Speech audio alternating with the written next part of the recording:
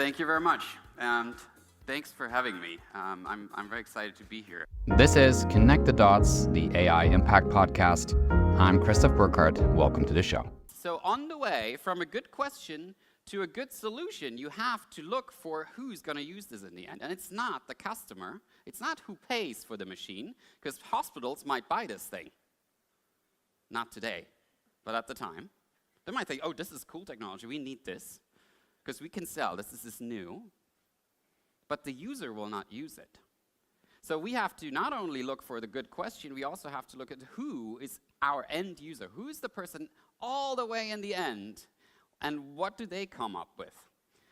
So this is the question about the case. And every innovator has to look at the case. And the case is much more complex than the technology.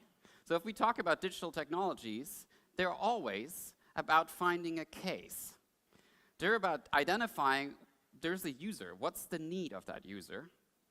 And then what's the technology that serves that need? And ultimately, what an innovation always does is change behavior. And every time we change behavior, the market changed. Every market adapts to whatever behavior we have now. So every technology is being used to adapt to that new behavior. And every time we push out a new product, this has unintended consequences on all different levels, but we cannot stop innovating. This is the point here. We can't stop innovating. No one can. Why? Because the problems that the last generation created with their innovative products are the ones that we have to face today. They have defined behavior in a certain way. They have invented the smartphone. The smartphone has changed our behavior. Now the next generation needs to fix the problems that the smartphone creates. That's why we can't stop. That's why no product is ever safe. Because we're changing behavior with everything we create. Now let's talk about smart machines, because this is my favorite topic, and I can't stop talking about it.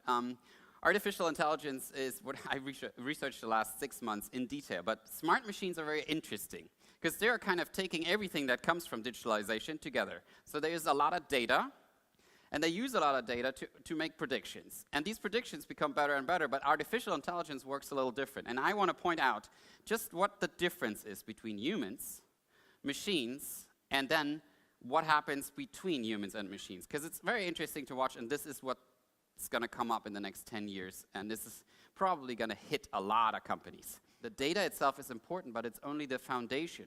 And the data we have today is probably crap. It's not useful. And the more you put in there of things like this, the more conclusions you will draw that are not relevant and they're not right.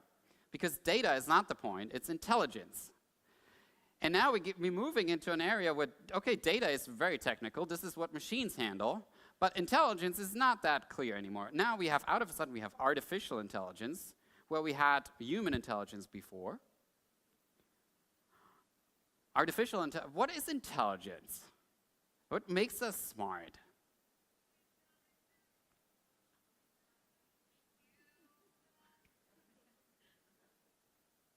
Intelligence. No, I love this. This is a very. That's why I'm always waiting when this happens. This is great. So, in a room full of people, we are the only species on this planet that decides to put one of us on stage to talk to everybody. Like no other animal does that. And then we stop when there's a phone ringing. And there's a lot of social pressure in that moment. And usually the person whose phone rang wants to leave the room. And this is also something that other animals don't do. But try to explain the dynamic in this room right now to an artificial intelligence. The intelligence is mostly our social intelligence that makes us so smart. Because we learned to form groups like this. We formed conventions. We formed interaction between humans. Artificial intelligence is not that interested in coordinating with other artificial intelligence because they're made to solve one problem. So leave it like this.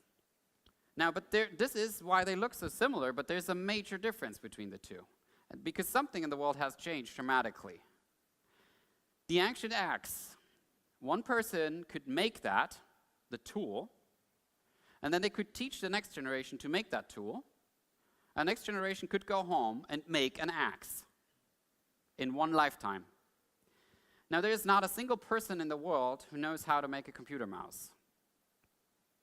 There is a person who knows how to drill oil to make plastic. There might be a person who knows how to put plastic into the right pieces. And then there's another person who brings the other pieces of the mouse together. And then we use the mouse that we bought at the store, but you could not go home and build a computer mouse from scratch. There's no way you can do all the steps that are required. Because what we've built is a world in which not only our ideas depend on the innovations that the last generation has created, we've built a world in which everything we want to do depends on the support of other people. And if you've ever worked with other people, that is exhausting. Humans are exhausting to work with. They always have other ideas in their head. They never follow my idea, even though it's obviously the best one. And everybody thinks that way. That makes it hard, but we have to. There is no way around the support. And this is a dimension that most innovators forget too early in the process. And all the successful companies, if you look at that, in the product development phase, they already talk to marketing and think about how are we going to sell this and whose need are we going to serve? Whose problem are we going to solve, and are they actually interested in this or not?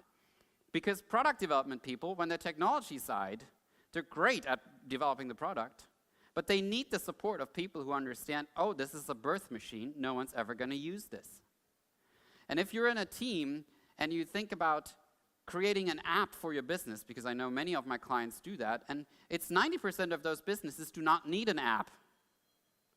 They create apps because everybody creates an app. But the point is, if you want to create something that's better than an app, better than what other people are doing, what other companies are doing already, you need the support of people who are most difficult to work with, the people who think different from you. We can't do anything by ourselves because it's not an intelligent designer that designs innovation. It's always a system that creates innovation. So we need to go back to collaborating because robots are bad at this, and we are great at this. So no matter how difficult the other people are, we need to work with. We need to make an effort to make it work because this is survival. And the last one, probably the most important one, and the hardest to grasp for a machine, is trust. Why do we trust each other? It does not make any sense to a smart machine why we would trust each other, because we betray each other all the time. Now, the important thing is we criticize others, and we do that because we want to show off. This is really why we do this. Right? So every time you criticize someone else, every time you get criticized by someone else for an idea that you bring to the table, this person wants to show you how good their arguments are. Because we need to show each other how valuable we are in a connected world. Right? So we try to impress each other all the time, and sometimes we do this in a really weird way, by criticizing each other. And this is dangerous, because machines don't do that, unless they get asked to do that. We need to stop criticizing. And it's not that you can stop your mind criticizing others. The moment someone brings an idea to the table, you will start criticizing, because we're made for that. The only thing you can do is not say a word. And this is definitely my recommendation. We do not need to become more robots. We need to become more human. So to sum it up, this is my message for today. Don't be a robot. Be that human being. Good luck with that. Thank you.